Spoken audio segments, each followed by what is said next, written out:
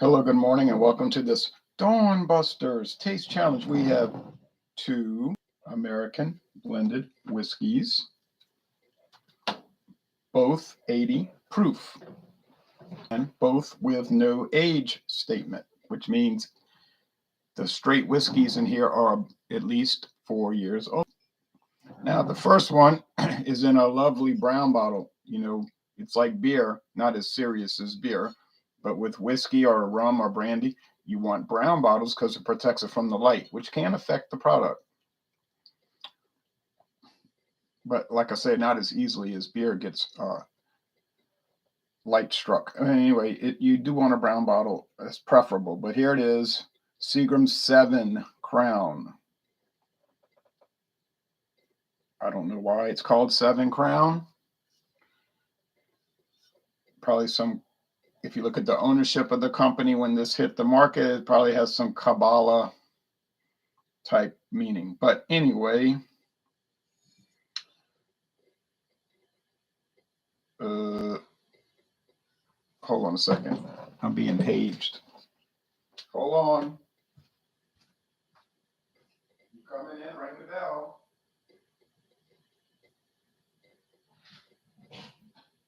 Gotta ring the bell.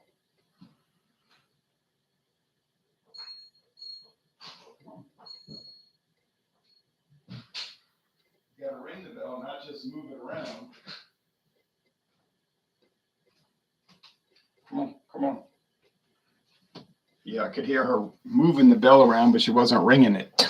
Just hear it hitting up against the wood. But I said, you got to ring the bell. Well, earlier this morning, she was ringing it. She rings it with her face. I thought she was hitting it with her hand, but no, she's hitting it with her, like her mouth. Whoa. You settle down. So that's Seagram 7 Crown, but it's blended at a 75-25 blend ratio. It's 25% straight whiskey, whereas Beam's 8-star used to be 75-25. I bought a bottle with that one time. It's been dropped to 80-20. Now this is 80-20 typical blend, 80% grain neutral spirits, 20% straight whiskeys. Now they claim on the label it's a blend of straight whiskeys and a blend of various grades or types of grain alcohol, not whiskey, because it's raw. To become whiskey, it has to be aged in oak barrels.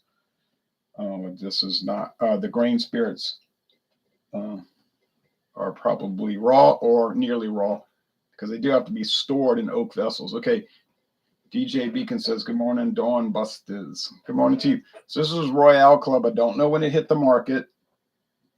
I know it's made by the Sazerac company, even though it says bottled in California and Kentucky by County Line Distillers. If you look at the bottleneck real carefully, it says Sazerac.com, but it's almost impossible to see. Okay, you got to calm down now, okay? You got to settle down.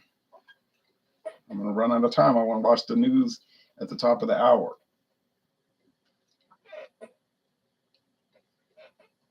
Can I make a 7 and 7 without Seagrams? Well, wouldn't be proper. Okay, make sure I got my tags right. In poker, says Scruffy Zagenitor. Okay, so this is the main one because this is the control group. It's going to, okay. All right.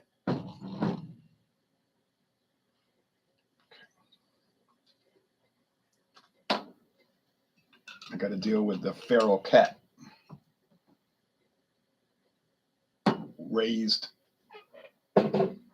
Not raised, just grew up in the outside, or not around people. Of course, as you can see, she's gotten tame by being around people, meaning me, because she won't go in near anybody else. They're both the same color, amber. Same shade, so I don't have to close my eyes to worry about it. Yeah, this cat, a year ago, not only would she not have come in this house, she wouldn't have, if she's seen me drive up, she'd get up in the driveway and run off. You know, if she saw me walking close to her, she'd take off. She's just a neighborhood wild cat, hissing at people and whatever. I think she's about 2 years old. I believe I remember it as a little orange kitten at the front of the neighborhood subdivision, whatever you want to call it. And I guess she told her family, "I'm moving on now." Okay, I'm going to the back. But anyway, you know, they're kind of territorial, want their own little area. So then the old lady that was feeding her died, and then she was still showing up to get the food. And I said, well, you know, she's not going to feed you anymore. And I felt sorry for her, so I started feeding her. And then I trained her to come over here to get the food because I got tired of going around the corner to somebody else's house. And the new people had bought the house and all and feeding it. So it only took me 1 day to train her because she would go back and forth between my house and theirs. And but once she realized I had brought the food over here, well, that was it. She's just staying here. But she was still wild and hissing, biting, scratching. And I just sat in the chair after Hurricane Ida. I guess she hid under the house during the hurricane, which was very bad. I would wear long pants so she wouldn't scratch me up, but then she would just wander around close to me. And then every day that went by, you know, she got a little closer, and then it got to the point where she would rub up against the long pants and lay on the ground and try to get close to me by scooting over on her back. She would scoot over on her back and reach her paw out, but then still scared. But then I got, you know, then as you would imagine, over time, she got more and more tame. And whoa, and now she just lays up on my lap sometimes, you know. So it's amazing. It's in their nature to be tame, though. You see that they're a domestic type animal. So it's in their blood, their genetics to be tame. Whereas if it was a lynx, a type of bobcat, a bobcat is a type of lynx. You could never train them. They could never be tamed because it's in their nature to be wild. You understand? Okay. So you could raise them from a kitten and they would still be wild and dangerous, but you could take this one that was never around people and slowly tame it to where it'd just be like a regular cat.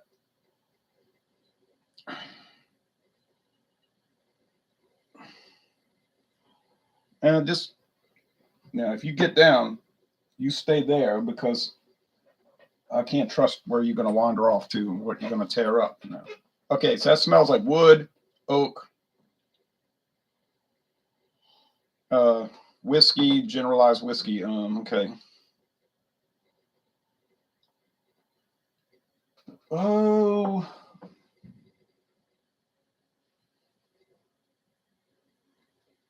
that's pretty much the same.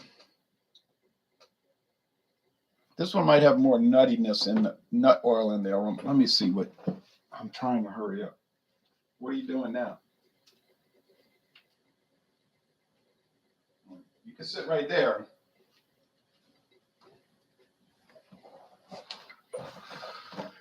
Gotta watch because start hearing stuff get knocked over, getting torn up. Now I've got 3 wins and 2 losses in this tournament so far. I'm not too happy about that, but the reason is they're so similar one to the other. But I don't think it's going to happen today because my experience is that Seagram 7 Crown stands out. It's about $12 a bottle, and a lot of these other ones is $9 a bottle, $8 a bottle, $6 a bottle in some wild cases. And the reason Seagram's is higher price is a better product. It's made by the #1, the best, you know, the biggest liquor company in the world, Diageo, who was given a tasting yesterday at Star in Kenner. I tried 2 of them. My friend David might have tried all 3 with flavored vodka. The jalapeno cucumber was really good. All right, vanilla. Let's go over here.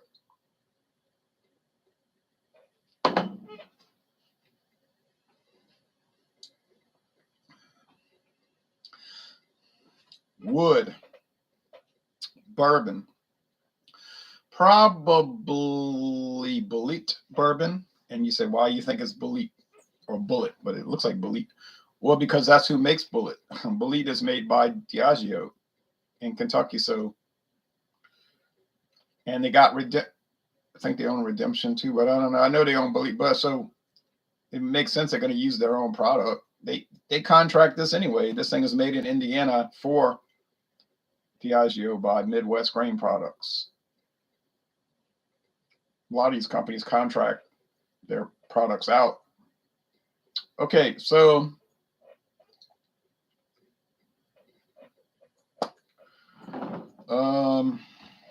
this has got to be the Seagram 7 Crown.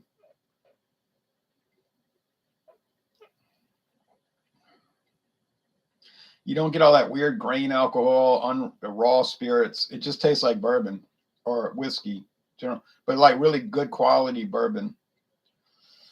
It's got a savoriness, a woodiness, a sweetness, like brown sugar.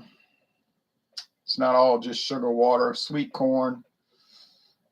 I think if you gave this to most people and you didn't remark on what it was, they would think it's bourbon. It is 25% straight bourbon, but the other 75% is grain neutral spirits, just raw, unaged corn liquor, corn spirits. It doesn't have to be corn like we've discussed before. It could be rice, but well, we know it's corn. Okay. Max Walt says, good morning, Ron. Privet, B Aviation. Good morning, Ron. Good morning to y'all. Peace. Peace to the world. Okay. Peace be with you. The clear and present winner. I got it right. 4 wins, 2 losses. Not the best average, honestly, but 67%.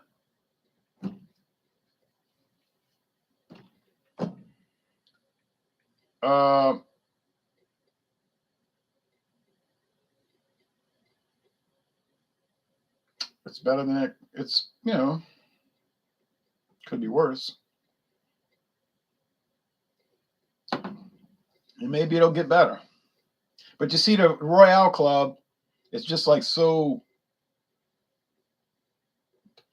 I'm not going to say bland or plain. That's the wrong words to use. It's just so much like the other ones. Like, it's got a little weird nuttiness, nut oil quality, but it's mostly just like the other blended whiskey. So it's not worse. It's not better. It's just like the rest. But the 7 Crown stands out. So if I was looking to buy an American blended whiskey in some theoretical sense, my choice would always be Seagram 7 Crown. What's wrong? Is there a better one out there that I haven't run across yet? There could be. Kessler's pretty close, but it's not quite up to and Kessler has an even higher percentage of straight whiskey, only 72.5% grain spirits. It's 27.5% straight bourbon, obviously, because from Jim Beam Suntory makes it. But still, it doesn't have as good a flavor, in my opinion, as the Seagram 7 Crown. But I would choose Seagram's 7 Crown every time, until I run across something better, and I don't suppose that's going to happen. So the winner, as usual, Seagram 7 Crown.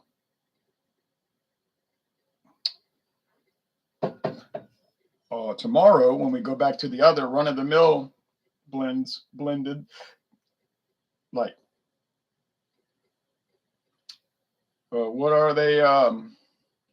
Those weird Heaven Hill brands, Kentucky Bow, T.W. Samuels, Charcoal Perfected, and so forth. Those are unusual in the sense that they have some odd honeydew melon flavor, which to me is inappropriate for the whiskey. So I think they're inferior to the Royale Club, and Royale Club's not exactly anything to be bragging about. My friend David did like it within a certain context. He wasn't sitting there raving about it, but he said it's good within certain mind frame or mindset, and I said I agree with that. So my record could deteriorate But right now, 4 wins, 2 losses. I hope it continues on the winning side, but it's risky. Anyway, thanks. I'm going to go watch the news. Y'all take care. So be back tomorrow for Royale Club versus I think Kentucky Bow is coming up next. That green label Kentucky Bow, the blended one. The black label, well, no, black label's blended also, but there's a straight bourbon version anyway. All right, thank you.